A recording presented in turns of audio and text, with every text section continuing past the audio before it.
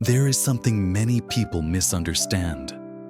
Lack of self-confidence is not because you are incapable, but because you have become used to letting fear make decisions for you. When fear takes control, you start living cautiously. You overthink before speaking. You hesitate before acting. You pull back before trying. Not because you lack ability, but because you are afraid of being judged, afraid of making mistakes, afraid that others will see your weaknesses. The root of low self-confidence. Most low self-confidence does not come from failure itself, but from the false conclusions you draw about yourself after failing. One criticism: you believe you are not good enough. One betrayal: you believe you are foolish. One rejection: you believe you are unworthy. These conclusions are not the truth. They are temporary emotions repeated long enough to start looking like facts.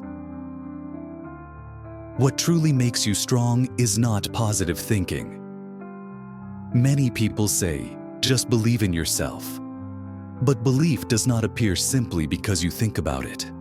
Confidence is a result, not a starting point. It is built from small actions, slight discomfort, repeated enough times. No one becomes confident just by reading a powerful quote. People become confident because they act repeatedly, even while they are still afraid. A practical way to build confidence. You do not need to do something big at the beginning. You only need to talk to one new person. Even if your heart races, share an opinion. Even if your voice shakes, take responsibility for a small task. Even if you are unsure. Each time you do something that scares you slightly but you do not run away, you send a clear message to your brain. I can handle this. And your brain begins to believe it. Confidence does not mean being fearless. The people who appear the most confident are not those who feel no fear, but those who do not let fear decide for them. They still feel nervous. They still feel anxious, but they act first and let their emotions follow. That is the only difference. Real change happens when you face what you avoid. One day, you will realize the thing you avoid the longest is often the thing you need to do the most, not to prove anything to others, but to prove to yourself that you are not as weak as you once believed.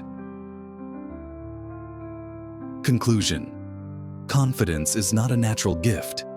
It is a skill trained quietly. Through small acts of courage each day. You do not need to become someone else.